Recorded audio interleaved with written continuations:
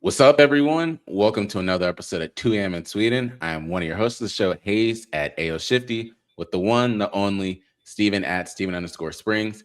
I'll start by congratulating you, Steven, in the Big Ten. But this is a three-peat that you all have. But how are you doing? I'm good. Nothing new to report on. I'm not as sick as I thought I was going to be. Hmm. So that's dope. It's a big win. Yeah. But I got nothing. We can dive into it. So I do want to start off by Yep. just thanking everyone. So I started a new series, Stephen. It's a financial series in terms of credit cards. So Mm. I'm just going to be reviewing various different credit cards, giving my thoughts on it, giving the pros and cons when it comes to the credit cards. And then if anyone has any other ones that they want me to end up throwing out there, they can. I put it on Spotify, put it on YouTube, and I got traction from that. So this is something I'm probably going to keep doing at least 2 to 3 a week. So if anyone has thoughts on that, and then the other one is we will end up having a lot more topics involving Polymarket or Kalshi for those that don't know. It's something fully sports related because anything on Polymarket, it's prediction betting. So some people just do straight sports betting, others do prediction betting, and different prediction markets. So something I will start to add to the end of the show. It's a little bit of a funny. Me and a couple of my buddies, we do prediction market betting on what is going to the number one and number two show and movie on Netflix in the US and globally. Your boy lost bad last week on the US one because he thought that this period piece called Seven Tails was going to be number one. It ended up being the I'll be right back. I got a child calling me. you're good. So a lot of people are probably like, what the hell are you talking about? So Steven and I had been talking about various different some other topics that we'll talk about during the off season. One of them that we did bring up is let's chop it up about various different topics, either culture related, music related, anything like that. So we were like, all right, cool. That's good. The next thing that I'm going to add a twist to just to get other people involved in it, just for the sports bettors out there, is going to be Netflix. So Netflix has this thing where, well, it's on Polymarket. What will be the number two US Netflix show? What will be the number one US Netflix show? Uh, your boy lost bad last week. He went with the Agatha Christie Seven Dials, did not win. But the other part is, I can end up watching the show. It's good. I didn't say the show's good, but the number two winner was 11-22-63. For anyone that doesn't know, that's the JFK one. The number one for last week was his and hers. So again, this is something that if anyone wants to do research, listen to it, watch it, do that. I'll recap this at the end of the week, and I'll let everyone know how those two are going. Something small, it'll be in my what you got, so it just doesn't take up too much time. That's the main thing over there. The part I do want to start talking about is we can go into college football to start. Number one, did you watch the game? Yeah, I did. You did. I only watched What probably half of it. the national title game? Yep, absolutely. Of course I did. Okay, I'm I listening. didn't I didn't watch. Did you think I wasn't going to? I thought you would watch it. I was just curious how much because people were asking me, and I said I clearly missed the good half because I went I to watched sleep after the first. Yeah, I watched the whole thing. Last year was an anomaly. It was Notre Dame and Ohio State, and I cannot stand either team. So I Hmm. did not watch last year's, but I did watch all of this game on Monday night for sure. Okay, now let me get your thoughts. Okay, I didn't know if you were going to say something Hey, the about floor it. is yours. I nope, Um. I don't have anything yet. Okay, so here's the thing. I know I bullshit around a lot, and I'm unserious about things. Like look at the name right here. It's Indiana cheated, but I like I talked about it last week, but it is so much different this week because they won. And the season's over. They're 16-0. I also got to say this really quick. Like I don't think I don't think I know everything about college football. Like I'm not a Mr. Know It All. However, I think Christian would agree, and I hope he would agree that Hmm. I'm pretty ingrained into the sport. I know more than most. Like Yeah, I grew up in the sport. I grew up 2 miles from Penn State's campus. Shout out to State College. Shout out to the family. shout out. Christian's like he's been there, done that. He's seen my family. He knows what it's about. I also like to think I helped Christian's football, you know, appreciation grow over the last decade or so. So there's that. This whole thing with Indiana, I cannot like if you're not like if you're not really like focused on the sport, just like any other sport, like so like this happens in soccer, you would know like you would appreciate it way more than like I would, or you would understand like this team won it all. Like that's unbelievable. This is like that. This is such Mhm.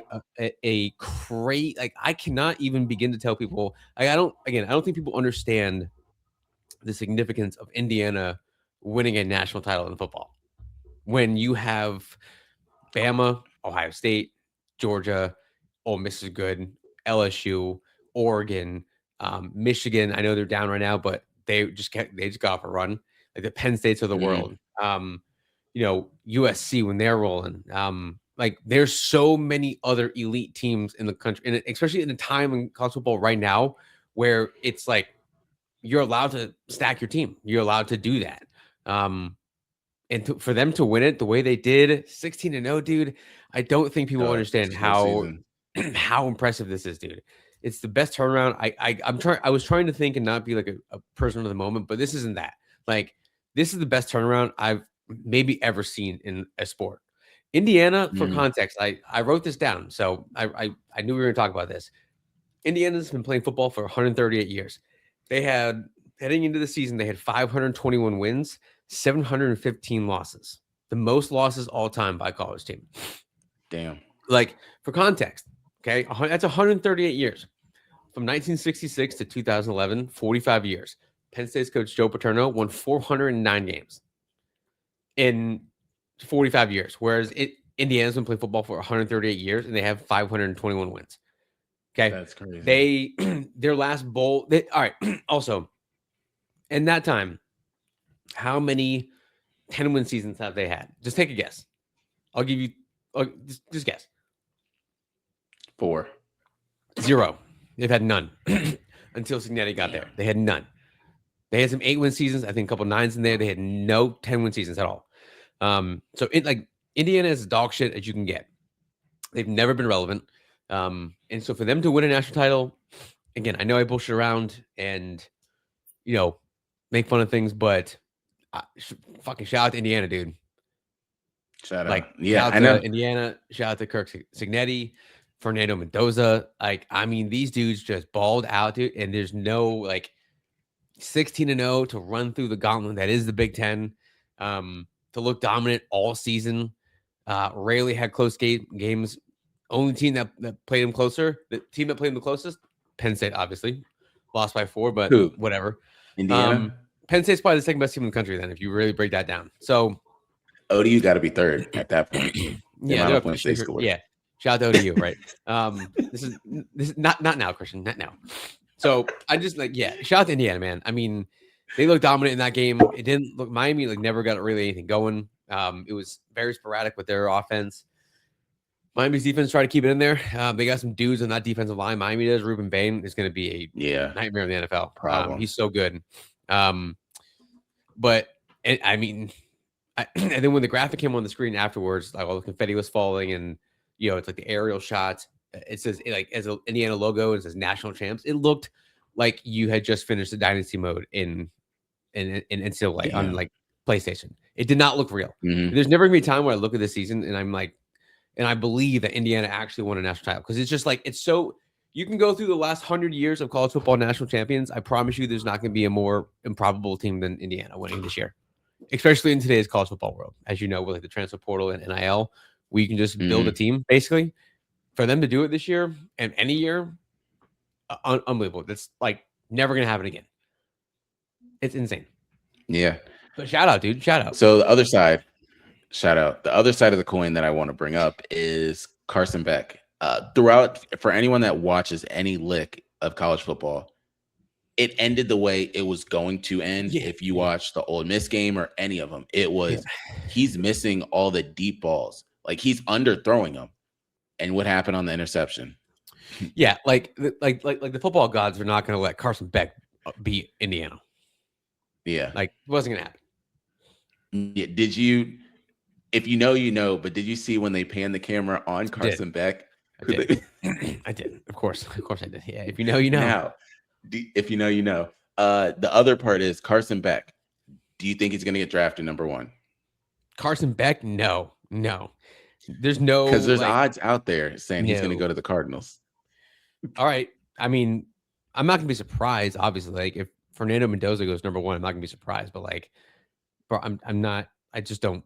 There's something like when you see like, when I saw Andrew Luck play in college, I was like, yeah, that dude right there.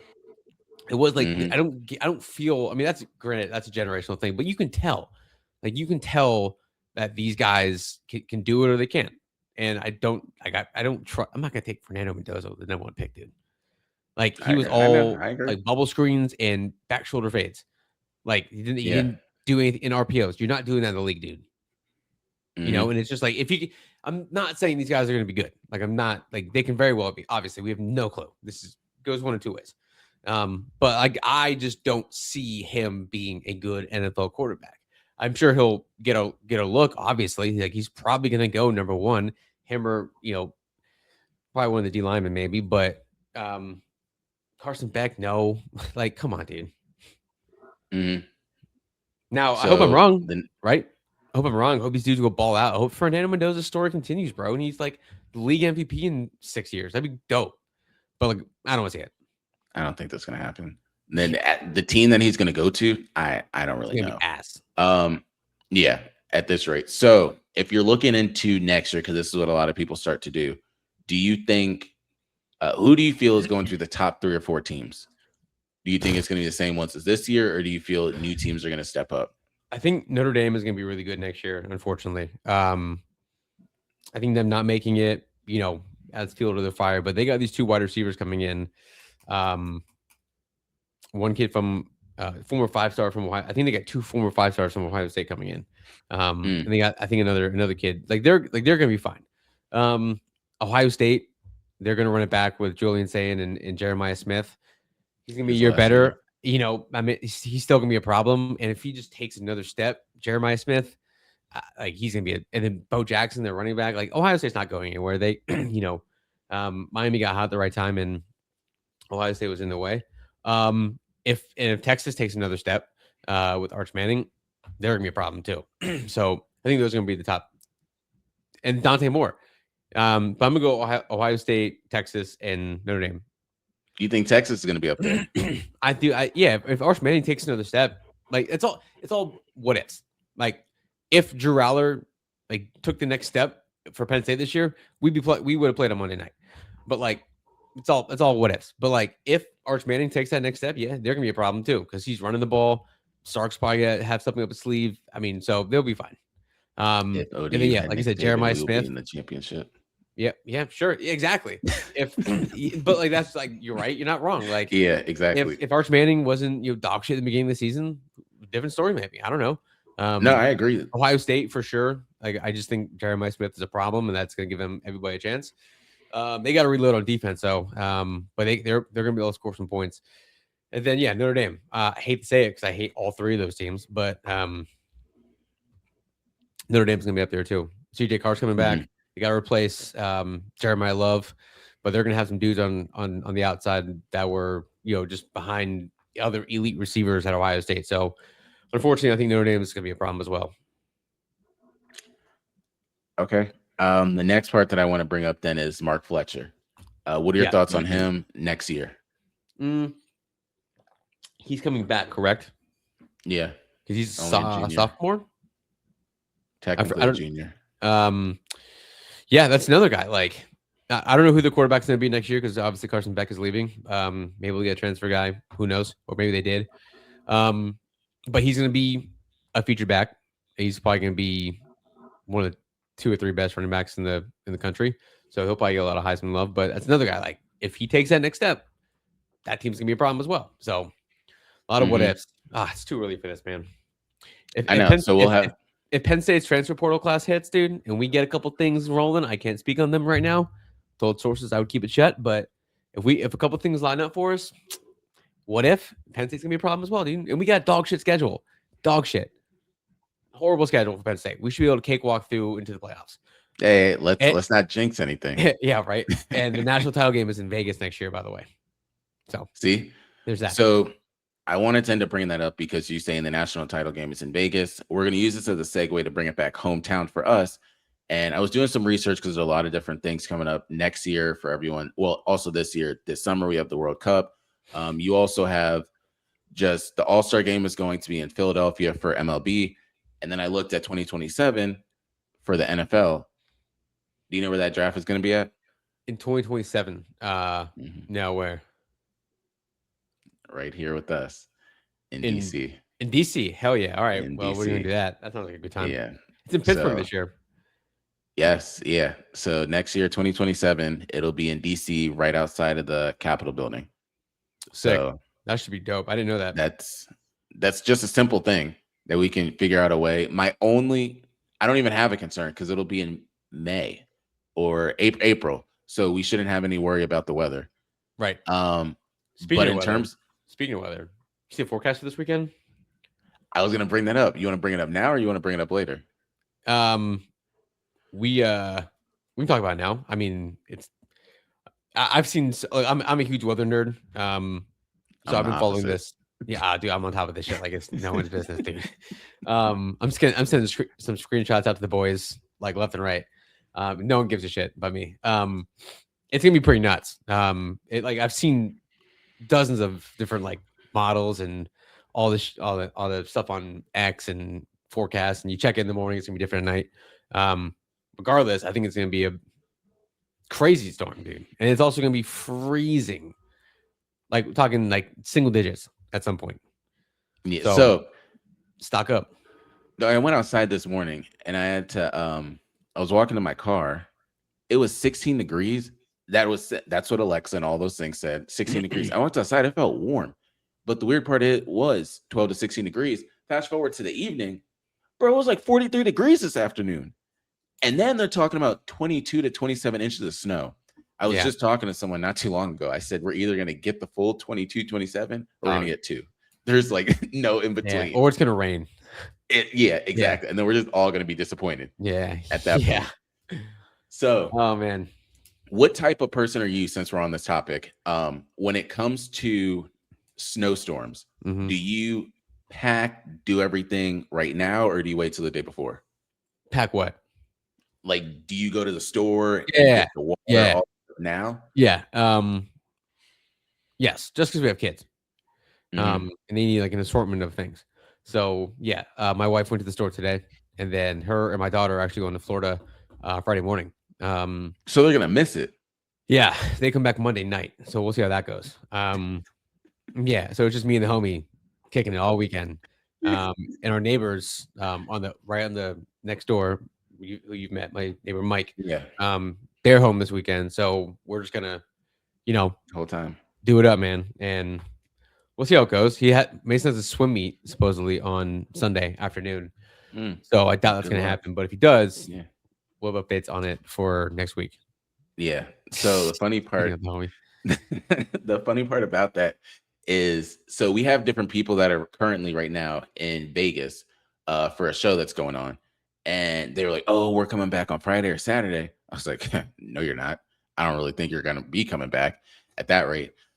So we'll keep everyone posted on it. Steven and I live in 2 different areas, and it's wild how the weather can just factor in to that. So that's a big topic that we'll dive into. We might bring it back up towards the end of the show because I do have different people that I was talking to at work, especially about the show and about the snow. I want to take this time now to we'll go into the NFL because I want to finish with the topic that touches home to Steven with the NBA. But with the NFL, so we're at the final 4 teams. For anyone that doesn't know, fuck the Jags. But the NFL has right now the Seahawks, the Rams, the Patriots, and the Broncos. I'm going to go through all of it because there's an important component to every single team that's in it.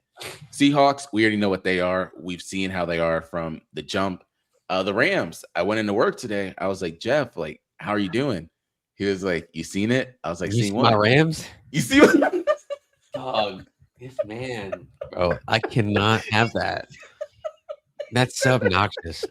Jeff, what are you? He was like, you see my Rams? No. And in my head, I had to write down in my notes. So he said the 49ers, he said the Rams, He said the Browns, and he said the Buccaneers. There's no way you're gonna lose when you have four teams. So Man, Jeff. yes, Jeff is on board with the Rams. He said it was a good weekend because his Rams end up winning. And then on the other side, you have the Patriots, who Stephon Diggs looks like he might be able to get to that Super Bowl game without Josh Allen and the Bills, which they fired their coach. And then the Broncos. And with the Broncos situation, I feel they have one of the shittier situations because Bo Nix broke his ankle. That's something that's tough. And then Jeff, I got his expert opinion. He said, well, he should be fine because he only broke his ankle. It isn't like he tore a ligament or anything in like his knee or did anything to his leg. And I was like, Jeff, he broke his ankle. Like he's gonna be out for a minute. It's not like he's coming back next game. And so my question to you is, in the first game, the Seahawks Rams, the betting odds right now are in favor of the Seahawks, 58% to 43%. So it's basically a mixture. They just played this out not too long ago. Your boy was at the game. Seahawks and Rams. Who do you have? I got to go with the Rams. Okay, I believe it. Stafford is definitely the best quarterback left. 100%. Like by far. Even if, I mean, Bo Nix obviously like no, but like by far. That throw he made to Devontae Adams was in those conditions, insane. Like where he put it at, the only spike, the timing from the far hash. Oh, that was, I mean, Caleb Williams made an incredible throw. Like it sucks that they lost that game because that throw is going to be remembered, but not like it should. The throw he made last week against the Packers, that fourth down throw, just like hovering in the air and tossed it. By the way, like Caleb Williams is going to be fine. Like the Bears are going to be fine, dude. Like with him. Do you want to talk about that for a second? Let me finish my thought on Go ahead. the Rams. But I said we all know this. Experience matters in the playoffs. Stafford's been there, done that. And I just think, like he said after the game, you just need to make a. And I say, God damn it, I say this every single fucking time. No one ever listens. Yeah. All you like. He said, yes, I would love to go, whatever for like 30, 20 or 30, 400 yards, 4 touchdowns and have that kind of game. But it's like, you got to just make the plays. Like you got to make those plays. There's 4 or 5, maybe 6 throws a game that these guys got to make. Playoffs, it's probably like 3 or 4. He made those throws. Caleb Williams did not. That is the difference. Yeah. Like, defense has played well, but like you got to make those throws when you need to. And Stafford does it. Like, that's why I trust him. There's going to be one of those plays he's got to make and hit Devontae Adams or hit Puka Nacua that I don't think Sam Darnold is why he's going to miss Jackson Smith and Jigba down the middle of the field late in the game. Probably he's going to miss that throw, but Stafford's going to come right back and make a throw. So it's just like that matters, and I'll go with the Rams because of that. But my heart is with the Seahawks, obviously. I know. This is probably one of the toughest games because they're running back what they just did in December. I'm going to go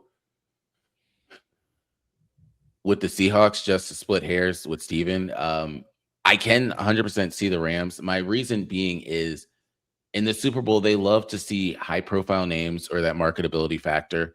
And I would love nothing more to see Devontae Adams and Puka Nacua get rings and Matthew Stafford to get a ring. If Matthew Stafford gets a ring, that'll hands down be one of the greatest trades that'll go down in history for them to end up trading him for Jared Goff. And Detroit's going to be fine. I don't think anyone needs to worry. The Seahawks, we haven't seen Sam Darnold do that next step. He did take 2 teams in back-to-back years to great seasons. That's great. Insane. Now, what I will say, and I was telling someone this today at work, if the Seahawks win, you might as well just lock Sam Darnold in for at least 3 to 4 more years with Seattle. Yeah. He's not going anywhere. I think you should do it anyways. 100%. Like, that's your guy. He did exactly what is needed. JSN had a great season because of it, too. Sam Darnold's 28 years old.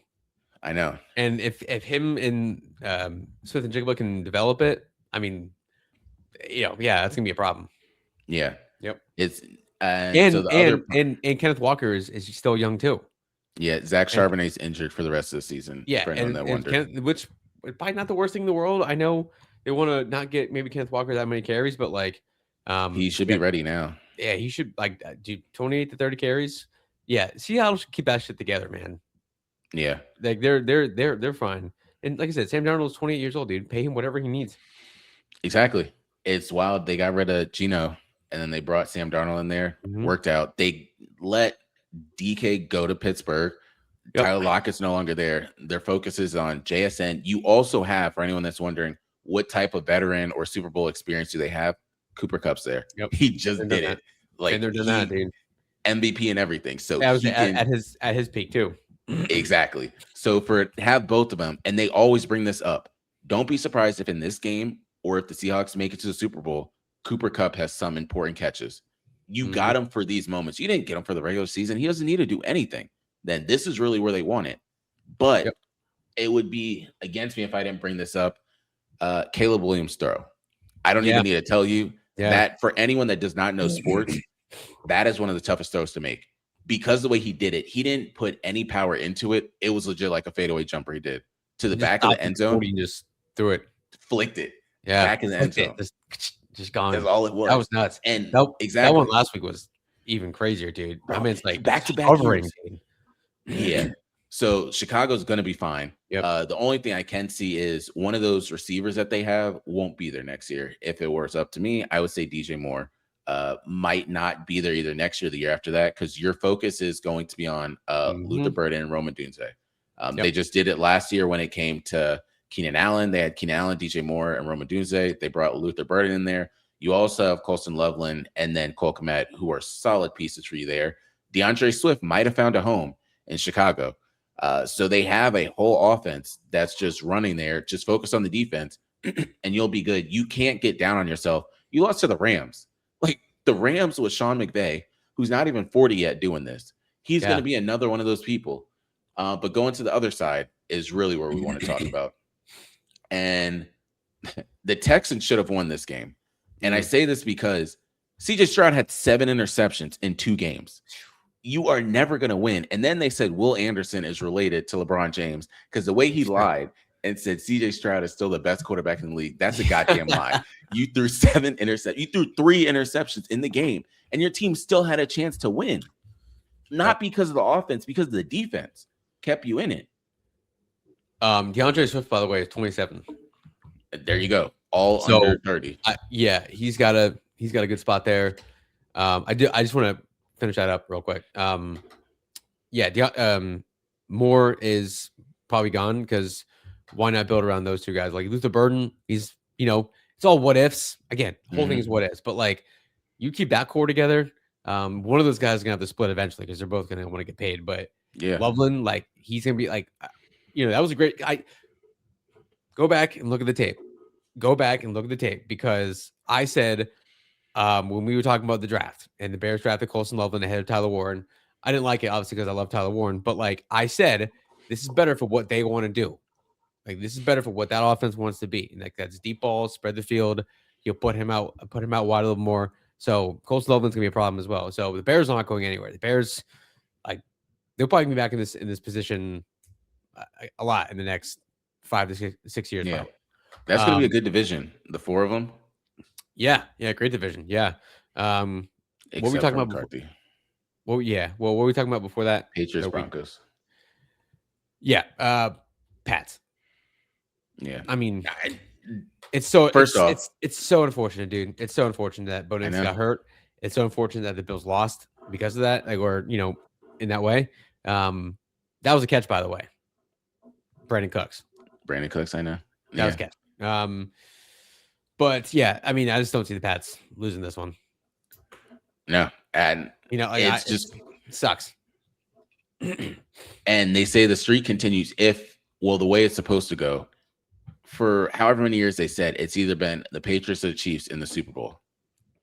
You know how insane that is? You thought when Tom Brady left, it was done. Patrick Mahomes just took it for a minute, and then Drake May brought it back. Good call. That's crazy. Yeah. Wow. So that was cool. I have the Patriots on that side too.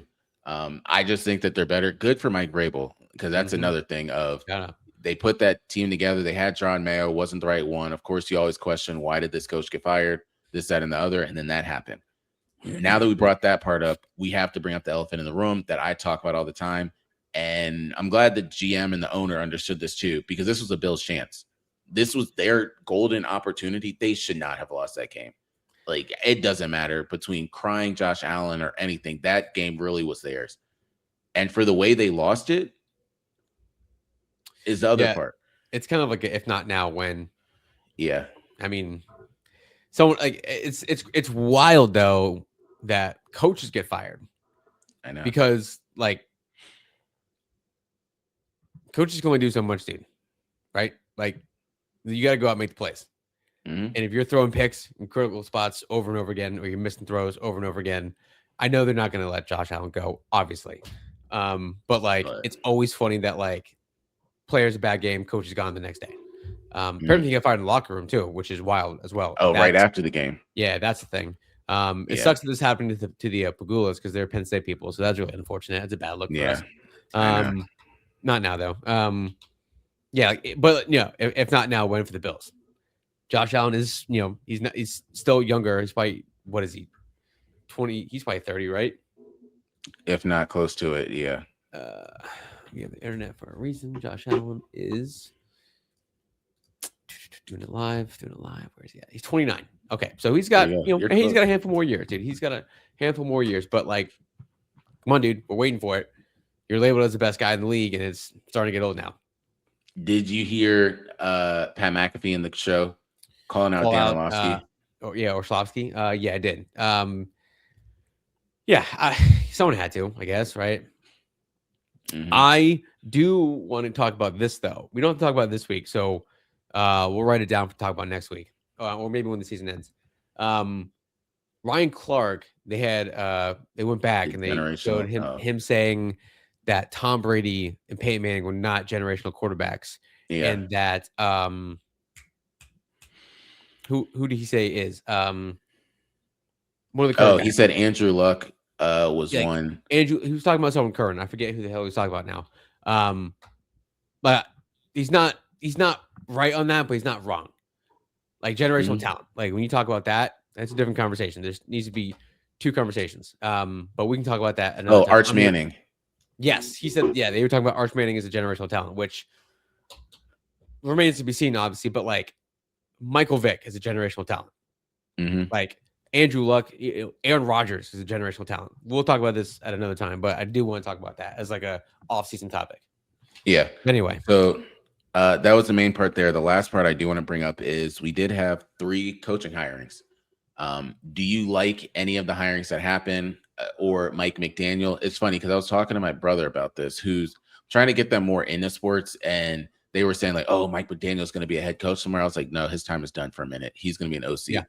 He ended up getting the offense coordinator job in Los Angeles for the Chargers, which is a good situation for that team. If you look at what he's done with all the running backs, whether it is Raheem Mostert or even Devon Achane the past 2 years, they've done well. So you can only expect the same from Amari and Hampton as well over there.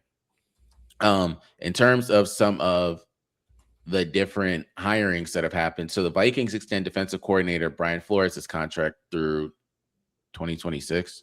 So I guess he's just there another year. I don't know if he didn't like any of the options that were out there, and they're just bringing him back. Robert Saleh is going to the Tennessee Titans.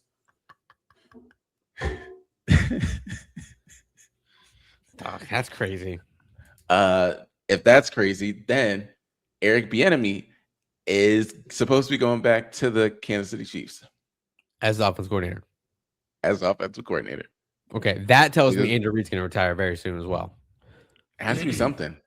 I didn't Yeah, know that Mike for him McDaniel to go needs back until you there. just said that. Actually, by the way, Yep. Yeah. that's a huge get. I thought the Ravens should have hired him as their offense coordinator. That would have been a good one. But they don't have a coach. That's a great hire for them.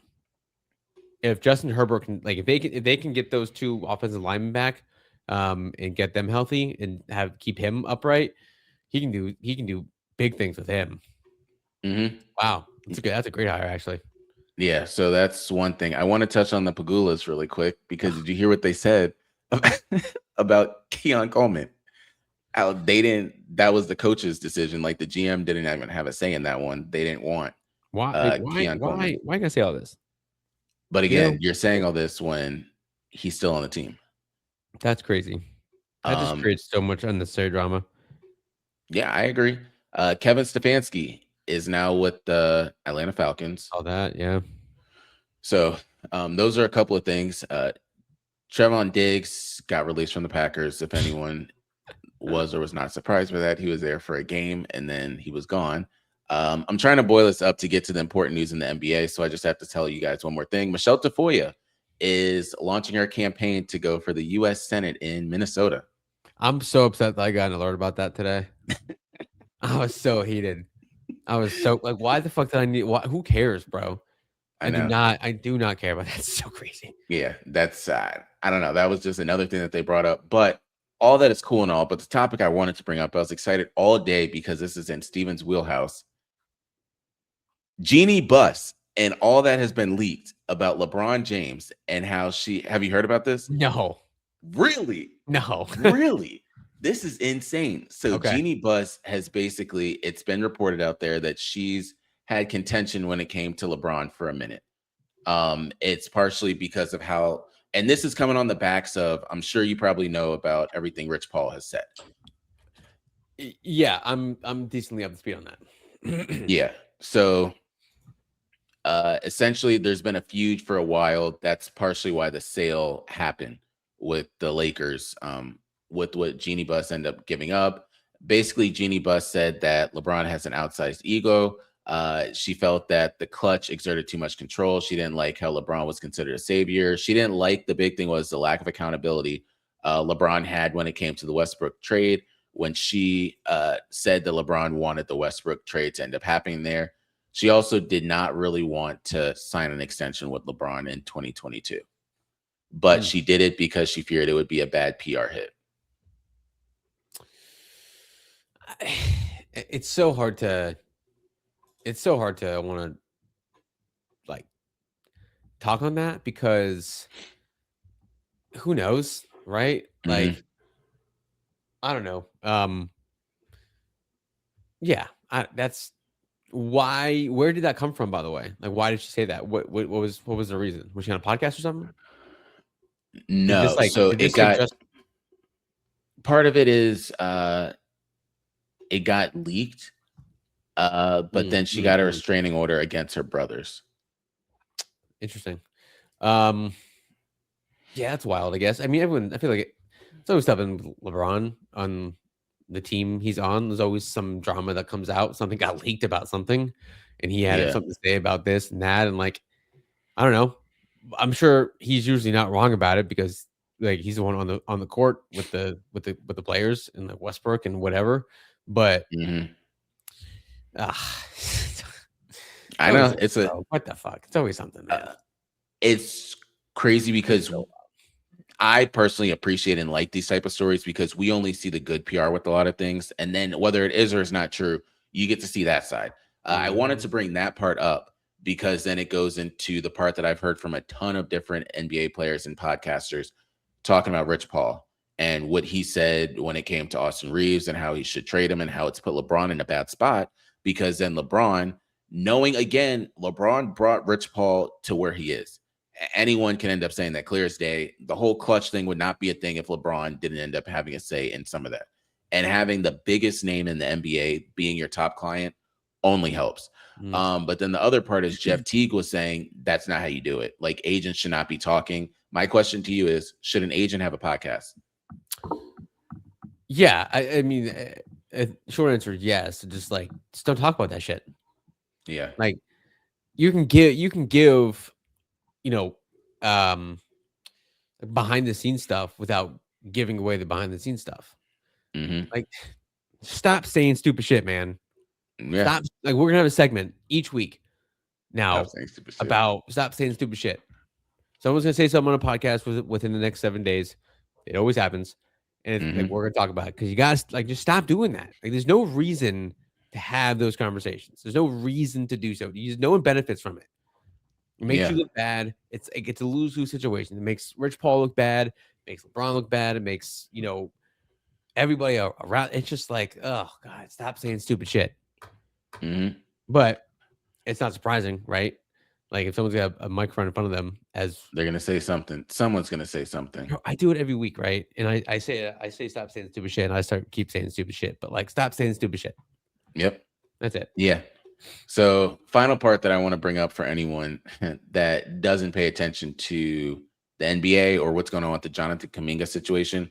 I'm bringing this situation up because did you hear what Mike Dunleavy said after No. Jonathan Kaminga? Oh my God. All right. So, Jonathan Kaminga and his camp demanded a trade. Yeah. Mike Dunleavy said, in order for you to demand a trade, there needs to be a demand, Whoa. and ended it there. So, That's a good one. That's a good one, dude. So then on top of that, in the game yesterday, Jonathan Kaminga had 20 points. You could 100% tell this man did not even want to be on the team. Like, it's Right. just one of those, he's trying to prove that he can be somewhere else and end up making enough money and end up being there. Go, go do it, then, Trade dude. deadline's right around the corner. We have like 2 weeks before the trade deadline. So Jonathan Kaminga's a name to end up watching. Jaren Jackson Jr. is a name to watch. John Morant's a name to watch. Michael Porter Jr. is another name to watch. Those are the main names that people have been bringing up and talking about. Some people are saying Giannis. I don't know if there's enough time right now for Giannis to get traded. This will be an off-season trade. Bro. This is not one of those Carmelo Anthony situations. Like, there had to be a big storm brewing for that. Do the Bucks suck? Hell yes. Is he going to be there next year? Probably not. But this team is bad. And then you have Kyle Kuzma going on the Jennifer Hudson show, and they're like, he does not miss. And they're like, actually, if you watch the NBA, he misses all the time. So, any thoughts on any of the trades that potentially might happen?